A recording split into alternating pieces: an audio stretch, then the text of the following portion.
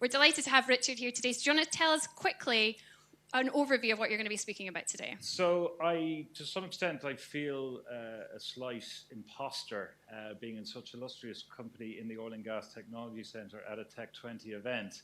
I am a public servant, and therefore there might be a certain paradox that I'm here to speak to you about innovation.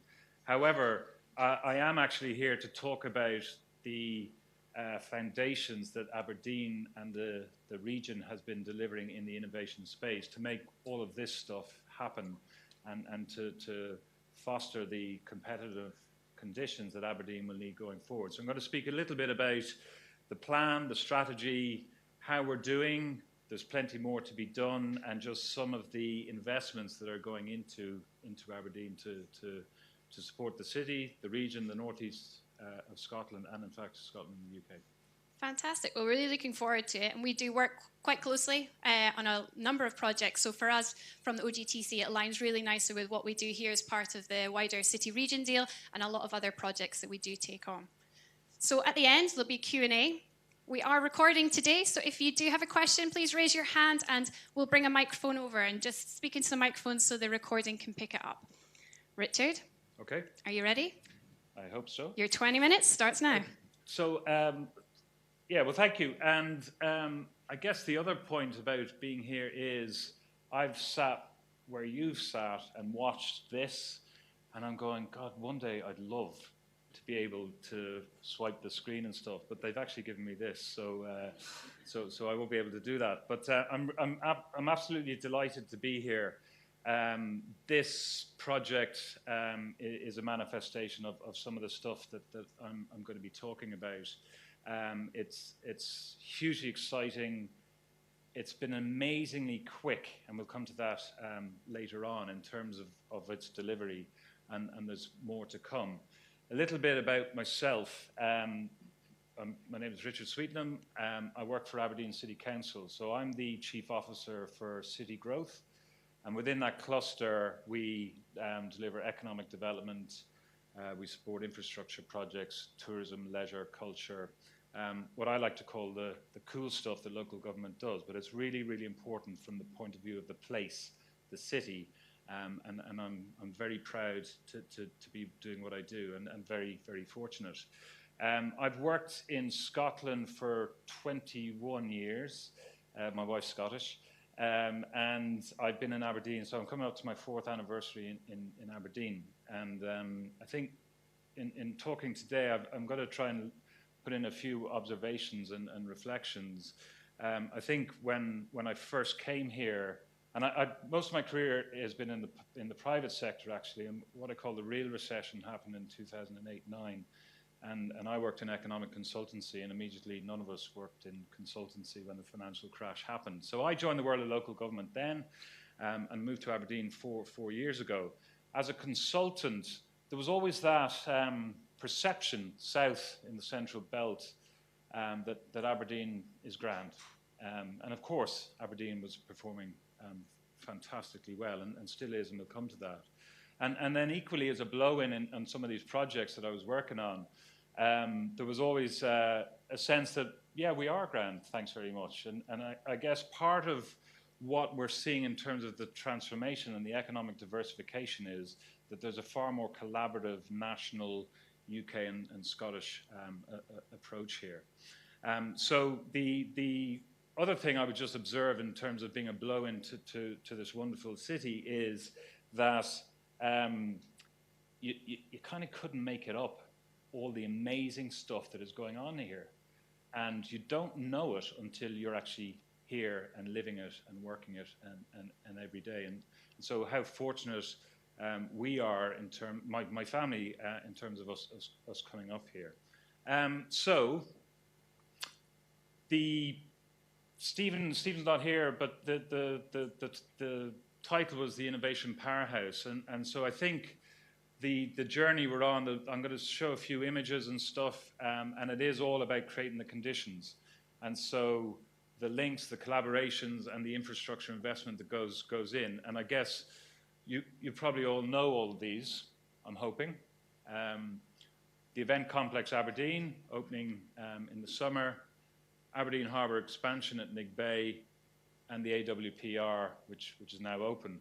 A little anecdote, when I came to my first job in Scotland at a consultant in Edinburgh, days before all the IT and stuff we have now, and all these blue files in the office they were transporting, there was AWPR, and I hadn't got a clue. I was like, AWPR, what's that? And the AWPR engineering and feasibility and economics was a huge project for us. And that was 21 years ago. And that's how long it has taken to actually get this. But what a fundamental project that is. And in terms of the catchment for Aberdeen, the catchment for science, for people, for business, for enterprise, a 90-minute drive time of 750,000 people. That doesn't happen in other places. So it's a big opportunity from that. So Aberdeen in figures. I'm trying to contextualize what we're doing in terms of the innovation system itself. I don't need to really go through these statistics in any big way, but actually sitting behind it is a fantastic story. So 10,000 businesses in the city alone. Businesses generating in what I would call economy taxes. So Aberdeen's city region's economy taxes, about £19,000 per head. And that's higher than any other city region out with the southeast. In fact, over the last 10 years, so 10 years ending 2015, Aberdeen's growth in economy taxes was 32%, and that was the highest in the UK. Of course, reflecting investment in oil and gas and subsea, but very, very interesting contribution.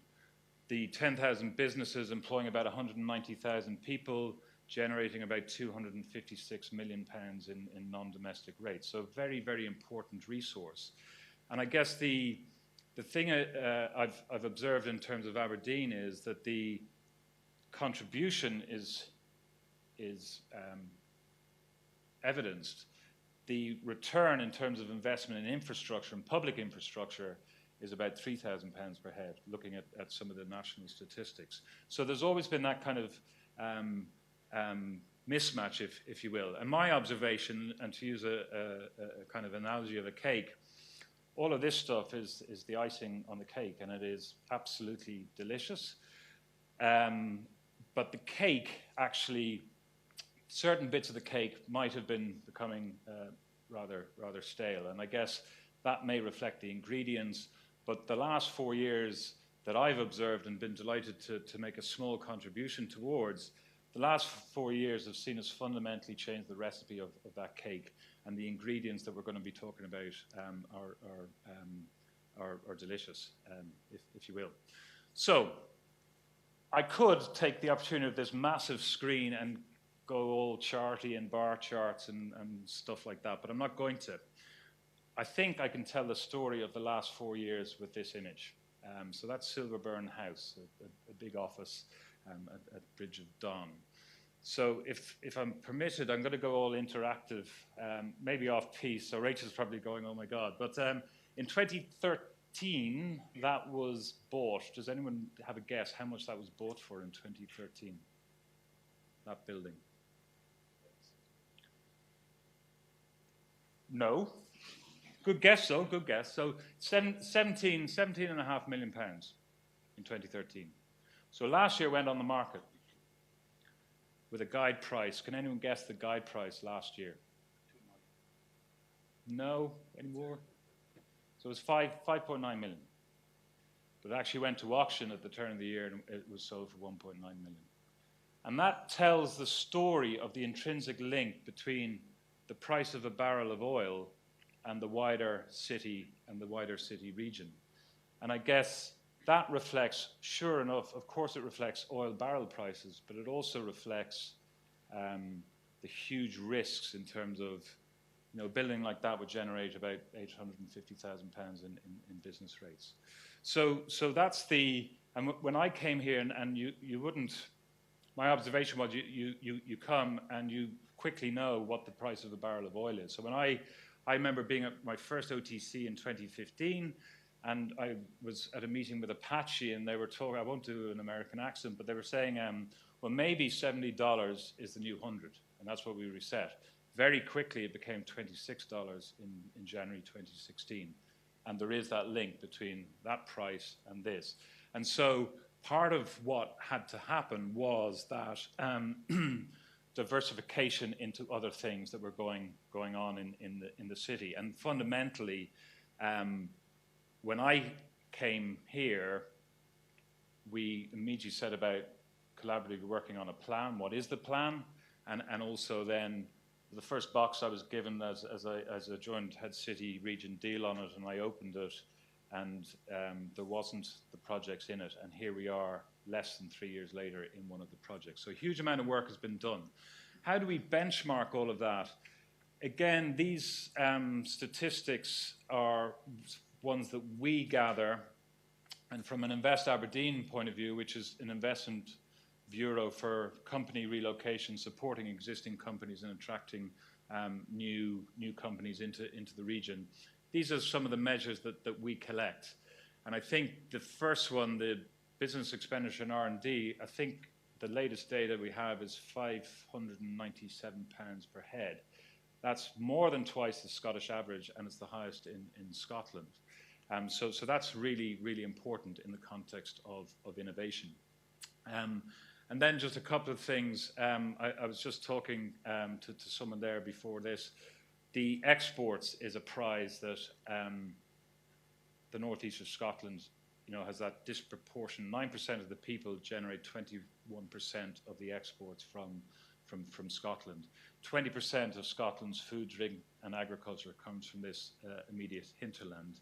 And in terms of foreign direct investment, there's 621 foreign direct invested firms in the city boundary alone. That's 1 in 3 of Scotland's FDI. So really important benchmark in terms of inward investment, but also, I would argue, innovation. And wrapped around it, of course, we have two universities and world-renowned universities. One of the key themes, as well as innovation, one of the other key themes that we work around is internationalization. And if you follow the money, it is pretty compelling in terms of across sectors. Aberdeen generates a huge amount of exports. Aberdeen is also fortunate enough to be part of the World Energy Cities Partnership. So that's 28 international oil and gas and energy cities. In fact, Colette from the OGTC is joining a delegation next month at the World Energy Cities Partnership meeting. And from our point of view, there is huge interest in Aberdeen and its innovation from these partners. We are only one of 3 European partners in the World Energy Cities Partnership. So it's a big opportunity for Aberdeen, Scotland, and the UK. When you look at how we compare on what you would call crude innovation measure, it's really hard to track that internationally. Primarily because our data, which is government data, is different to how it's counted in other countries. We tried to do it with the World Energy Cities Partnership. Scottish Enterprise have done it in terms of these measures in 2013. But actually, Aberdeen City Region, in terms of the oil and gas work that Scottish Enterprise was doing, on innovation scores, it was performing very, very well.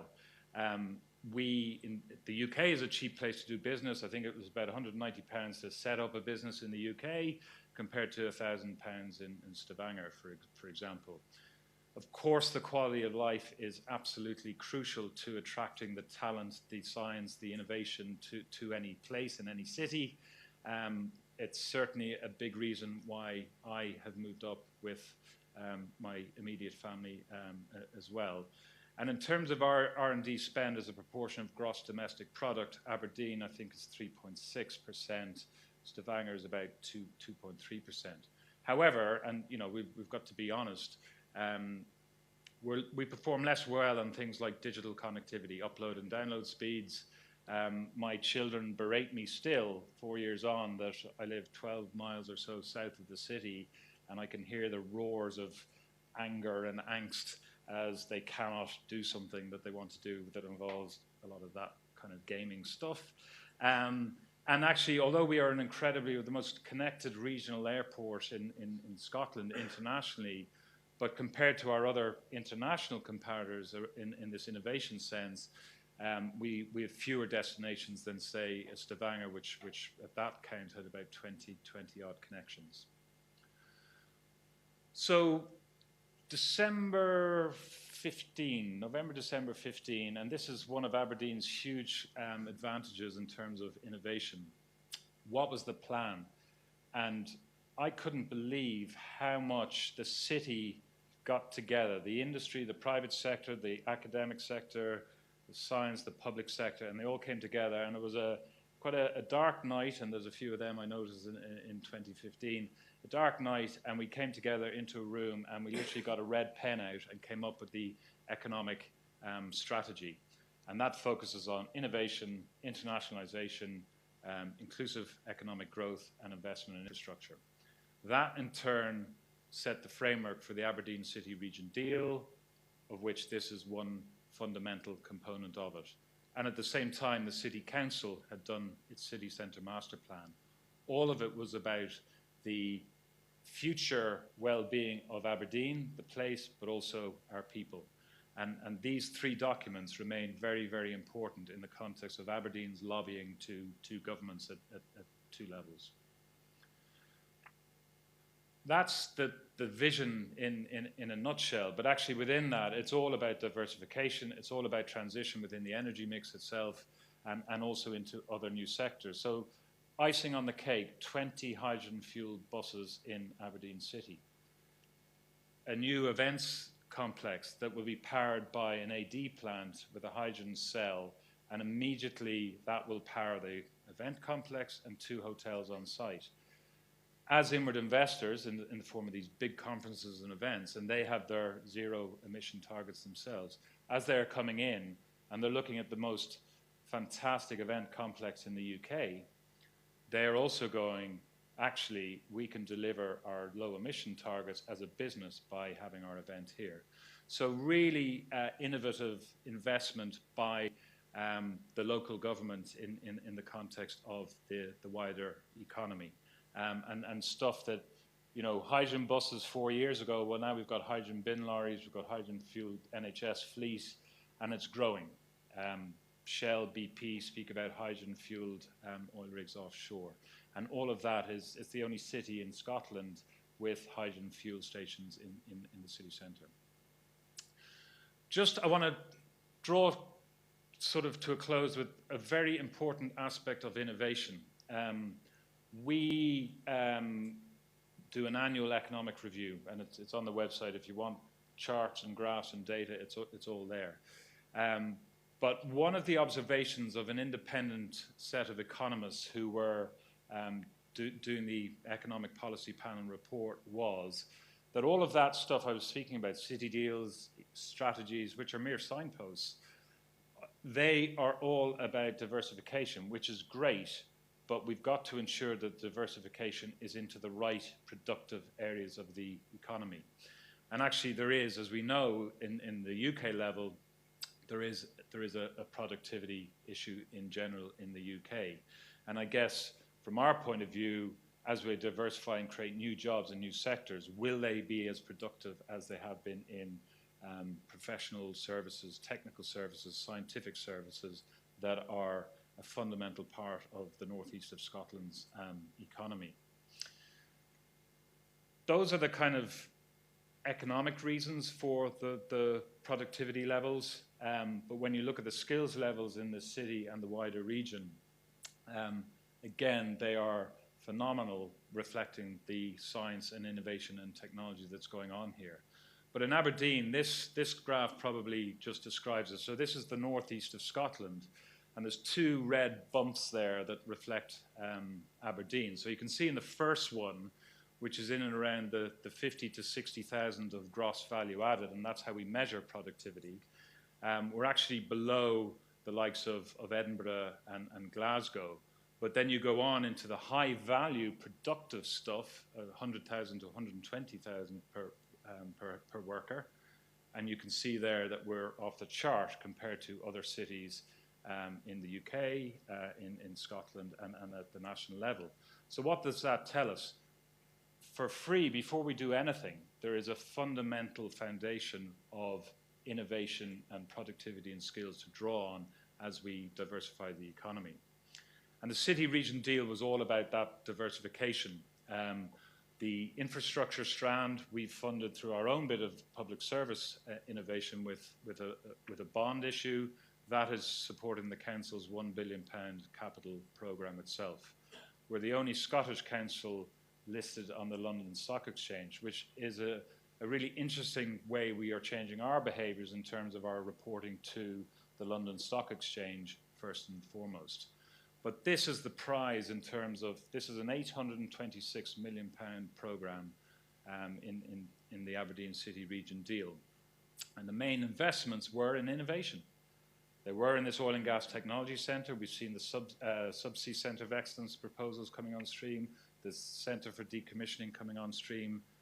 There's a £450 million investment in Aberdeen Harbour. That will be the deepest port in Scotland.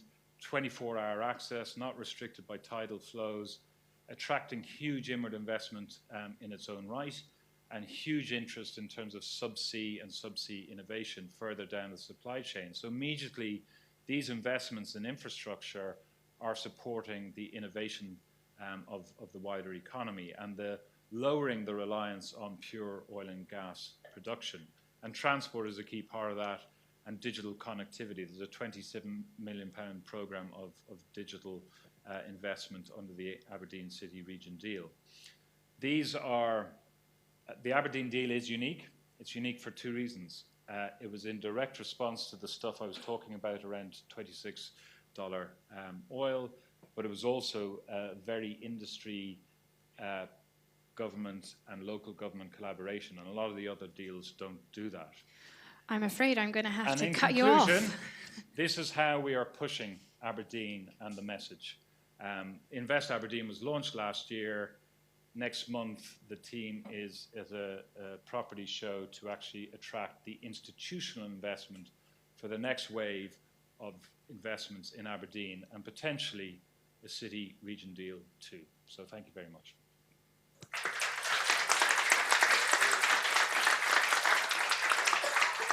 Thank you very much, Richard. If you want to stay here, yeah. We're going to open the floor out to some questions. If anyone would like to ask Richard any questions, please raise your hand, wait for the microphone to come over. Here we are, Lauren.